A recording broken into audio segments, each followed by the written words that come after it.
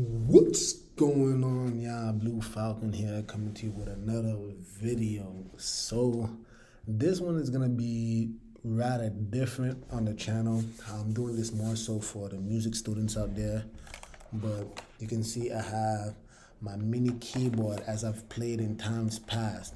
But if you've been listening, or rather if you just saw the thumbnail, the title, you'll know that this is how to play by ear. Now, this is just a sneak peek, y'all.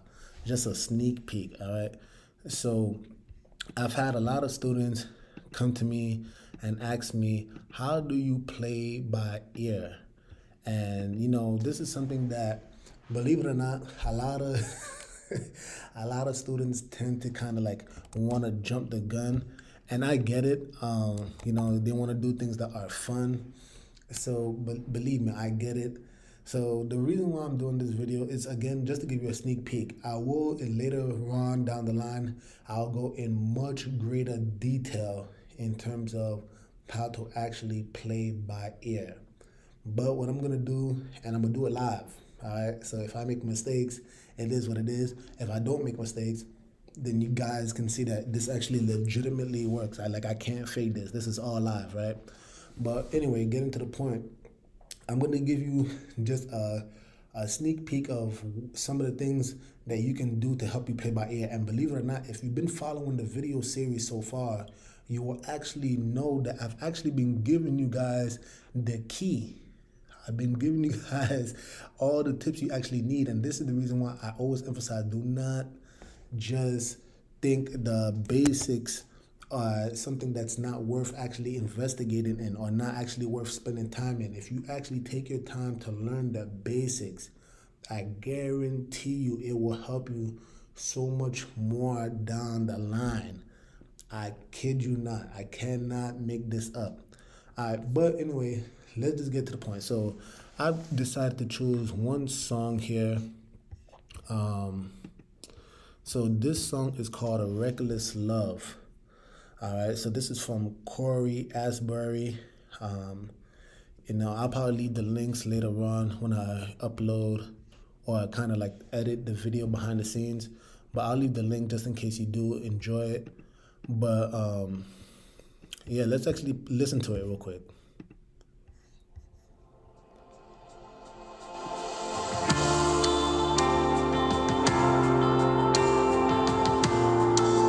You leave the 99 to find the one every time. So before I spoke a word, yeah. Before I spoke a word, you were singing over me. And you have been so good to me. Yes, yeah. All right, so let's just stop right here now. This is a song I've been listening to recently. I actually like it a lot, but you guys didn't watch this video to just listen to a song that I like, right? You want to know how to play by ear. So one thing that I've stressed out, I believe this was in music video number 3, where I said that as a musician, we all need to know how to sing. Now, why was that one of the major keys that I gave you guys? Some of you may not understand this, but as a musician, we are all trying our best to emulate the human voice. I can't, please pay attention to what I actually just said. As a musician, your goal is to try to emulate the human voice. The more human you sound, at times you will start to see that the crowd goes wild when you start playing, because again, there's something that it speaks to the soul. It speaks to the soul, all right? And there's no greater instrument than the human voice, because the human voice is so expressive. So when and this is kind of going later on down the line. Again, this is just a sneak peek. But depending on what level you're at in your musicianship, this is why things like bending the notes, using vibrato, using dynamics, there's a reason why when you do those things, you are essentially trying to sound more human, and therefore it helps you connect with the audience all the more so. All right, guys, because remember, I put out a little quick video where I was saying the importance of rhythm. In rhythm, the importance of rhythm is that it's not the notes that you play, but how you play it. Now, in that context, I was talking about rhythm, right? But the same thing could be said about, again, bending the notes, use of vibrato, the use of dynamics, how high or low you play, if you're going to attack the note, if you're going to do staccato or legato. These are all things that as you're playing, you want to be mindful of. It's not just, am I playing the right note? Yes, I'm playing the right note, sure, but how am I playing the note, all right? So let's get back on track, right? Why am I talking about singing? Because not only is singing the closest, well, obviously, it's the greatest instrument. Not only is it the greatest instrument, but this is a hack. If you have even the remote slightest ear, I'm sure all of you guys can sing this, right? Even if you could hum it. The human voice, right? The mind, the body, right? Whatever you want to call it. It's so profound because it's almost like automatically. You don't even know what key this is in. Like right now, as I speak, I do not know what key this song is in, but I know I can hum it. All right, let me play this real quick. Yes, yeah. For I took a breath, you breathe your life in me. All right, I don't know what key this is, but if I was to hum it, and again, I'm not the best singer in the world, so I'm exposing myself, but it's not about being the best singer in the world. It's just being comfortable to sing in general, because this is where the hack of how to play by ear comes in. So,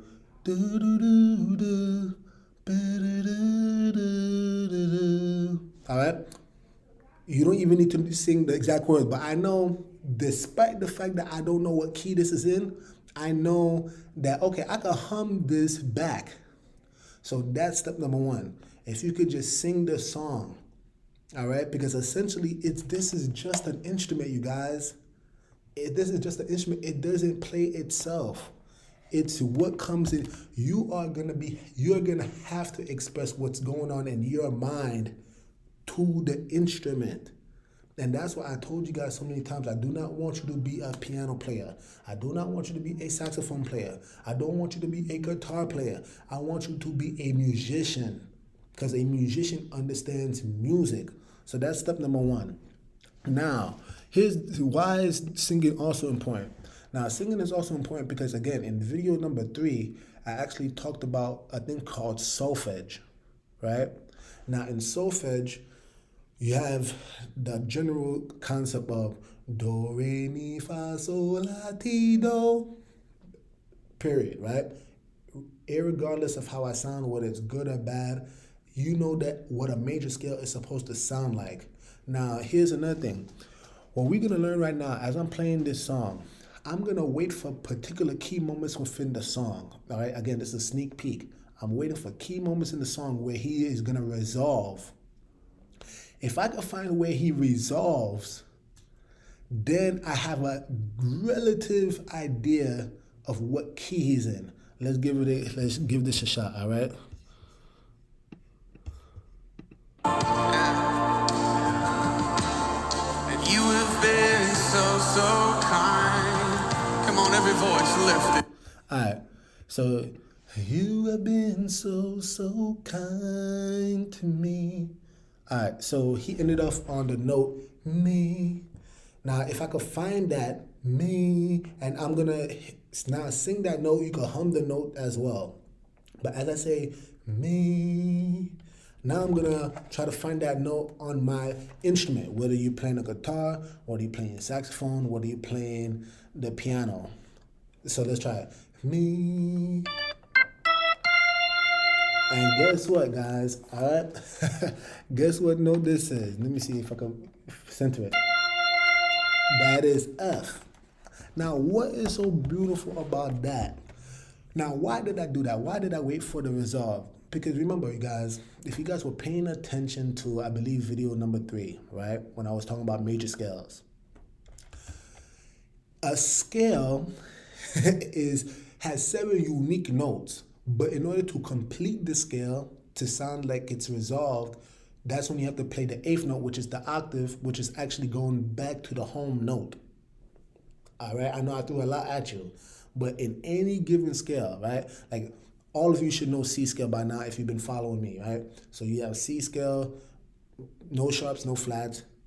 The 1 is going to be C, 2 is D, E, F, G, A, B, right? Those are 7 notes. But by the time you get to the 8th note, which is why they call it an octave, you're back to C. All right? You're back to C. Now, remember, I actually showed you, like, I'm going to play the C scale real quick, right? All right. Now, this is not now I'm playing C, but this is not to be confused with the note that we just found, which was F. I'm going to get back to that later on. But let's say in the key of C, right? I'm going to play the scale, and then I'm going to stop at 7. Now, I've done this in a video before, but just in case people are new, this is going to be so important. So as I'm playing this scale,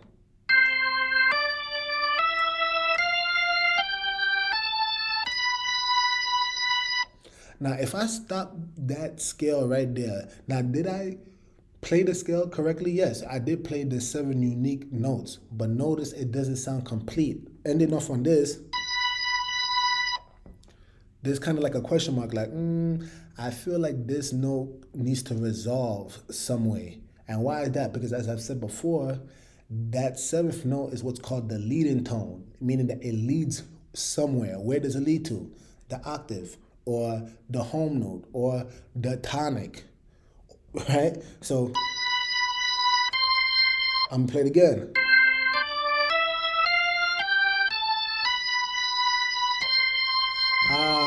We back home. Now it seems like it's resolved, right? Now that is so important. So let's get back to the point, right? Why is that important to know? The tonic, generally speaking, this is how it's gonna help your ear. If you can find places in the song where people resolve, 9 times out of 10, they resolved on the tonic. Am I making sense? They resolved at the home note. Why? Because it is the most musically pleasing when you come back home. All right, I'm going to play that part one more time. I'm going to rewind a bit. Let me see if I can show it to you guys. Breathe your life in me. And you have been so kind. Come on, every voice lift it all. Right? So he resolved. Notice when you hear those breaks, usually because he's resolving. So again, how did he resolve it? On what note? He has been so kind to me. And then he stopped. So that means he chose to resolve at that note. And we found out that that note, me, was F. So now if the concept of what I'm saying is true, now mind you, this is a sneak peek. There are other tricks you can do later on to help you find the scale. But generally speaking, what I'm saying is that if I found that home note, which is F, now F, remember, that's either the 8th or it's also the 1. Meaning that I know that if he resolved that F, he must be in the key of F. So do you see what I'm saying? I'm going to say this one more time, all right? First things first, sing. All right, hum or sing along with the song that you're trying to find the key in. Second, find places in the song where he or she, the singer, resolves. Or even if you're listening to instrumental, find places where the melody resolves. All right, if you can find places where the melody resolves, 9 times out of 10, that is the tonic. Is that making sense? 9 times out of 10, that is the tonic. That is the home note. In other words, that's the key. So in this case, it's the key of F. Now, if you've been watching this video series, I've taught you how to find the scale, right? So it's not enough to just find where he's at. Now we got to also find the scale. Okay, cool. So now you know the scale formula for major scales is whole, half, whole half. So if we were doing that properly, again, if you want to go deeper into the formula, I have videos for that. Please watch that. All right. But just for the sake of this video, I just want you to kind of understand how to actually just, find the key, right? So whole half, whole half. So if I start at F, it's supposed to sound like this.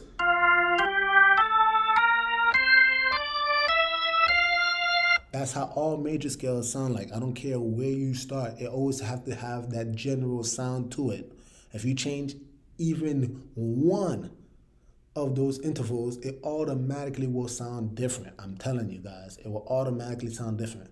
But essentially, that is the key that we're in. We are in the key of F. All right. So now, I'm gonna play very basic. I'm just gonna play the scale. I'm just gonna play the scale over this song, and let's see if it actually fits the song. All right.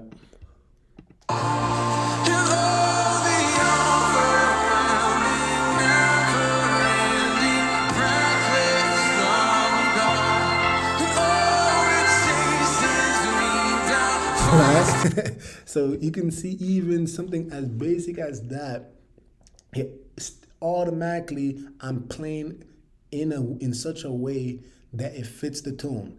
Now, obviously, I've been playing for a while, so there's other things that I can do to kind of finesse it, right? Which I'll show you later on in this video.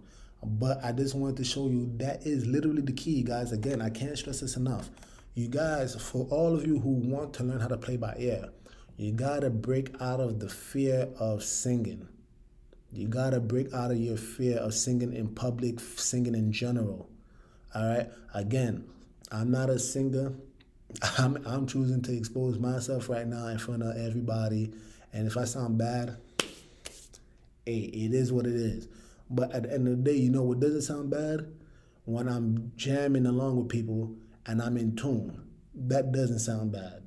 All right. And some of you, you know what I'm saying? If you've ever been in a situation like that where you've been called to jam, but because you don't know how to play by ear, you sound off, right? Now, which one is more embarrassing? Because you didn't take the time to just sing to yourself. You don't need to sing into a microphone, right? You don't need the whole world to hear you sing. Just sing loud enough for you to hear it and for you to press whatever note on your instrument and see if it's matching your voice. That's all you literally gotta do, right? But again, if you're too afraid, which let me just drop this nugget in there, God, He didn't give us a spirit of fear, but a power, love, and sound mind. So you guys got to get out of that. You guys got to get out of this fear, man. Anyway, fear is whack as hell. But anyway, get out of the fear of singing. Once you learn how to sing or hum, find places in the song where they resolve. Once you find places in the song where they resolve, 9 times out of 10 people resolve. The musicians, singers, they resolve at the home note, at the tonic. That's where they resolve 9 times out of 10. And from there, if you've been following me, you already know how to play a major scale. Even if you don't know how to play all the 12 major scales, you should be able to find it out because you should have learned the major scale formula. Boom. So now let's see what happens. Again, this is a sneak peek, so I'm going to show some other stuff along with this, and let's see if I'm matching the song. Right?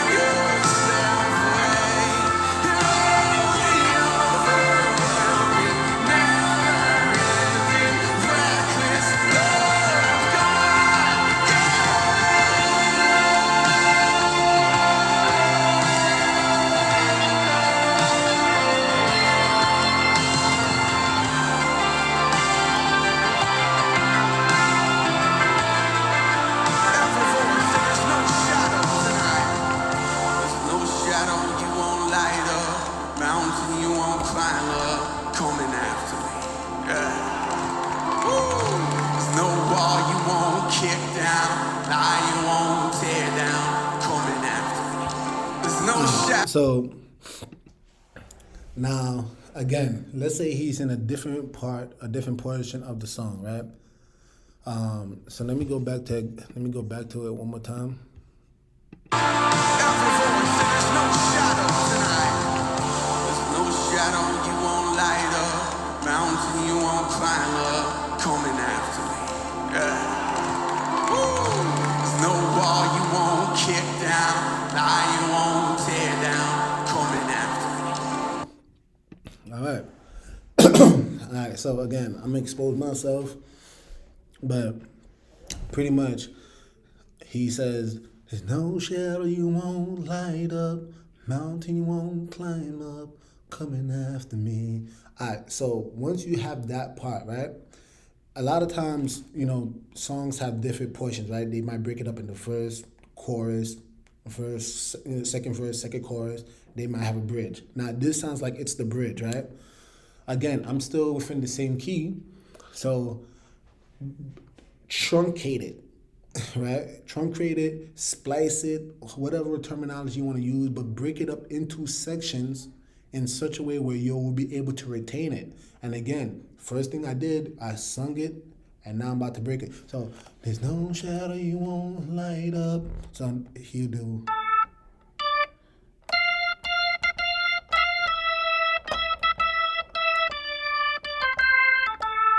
Right? There's no wall you won't kick down. And then I think he says, lie you won't tear down, coming after me, right?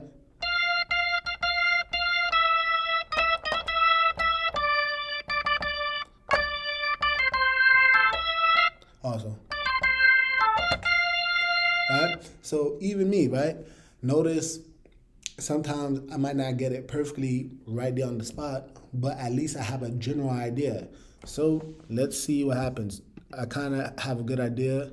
There's no shadow you won't light up, mountain you won't climb up, coming after me. There's no wall you won't kick down, lie you won't tear down. There's no shadow you won't light up, mountain you won't climb up, coming after me. No. There's no wall you won't kick down, lie you won't tear down, coming after me. There's no shadow you won't light up, mountain you won't climb up, coming after me. No. There's no wall you won't kick down, lie you won't tear down, coming after me.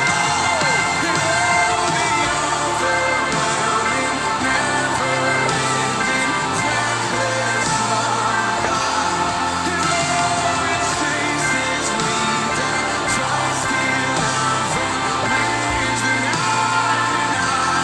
and I couldn't earn it. I don't deserve it. Still you got me somewhere. You're the overwhelming, never-ending, you're my presence.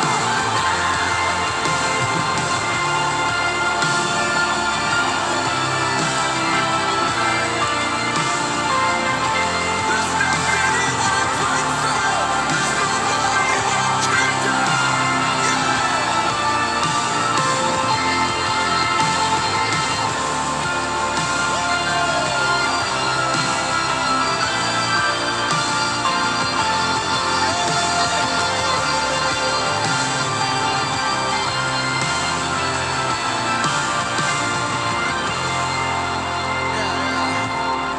So I want to read this scripture to us. that's pretty It's much out of Luke what he does. 15. So, Sometimes people get confused by. but that's pretty much it, you guys. Just a sneak preview. Again, maybe in the future, I would love if anybody gives me any type of suggestions, like, okay, what songs you may want to hear, so that I could kind of show you literally right on the spot. But again, this was live, and to prove it, it literally says streamed, all right, on YouTube. So you guys, again, this was just a little glimpse of how to actually play by ear. Now, if you thought that this was kind of fast and you want a further breakdown, you guys, again, this is why I call it sneak peek. Continue to watch the video series so that you can understand all of this in depth. But again, do not skip any steps. All the little other stuff that I was doing in between, obviously, is because of practice. But you too can actually get there if you actually take the time to study everything that I've been giving you. All right? Sing/hum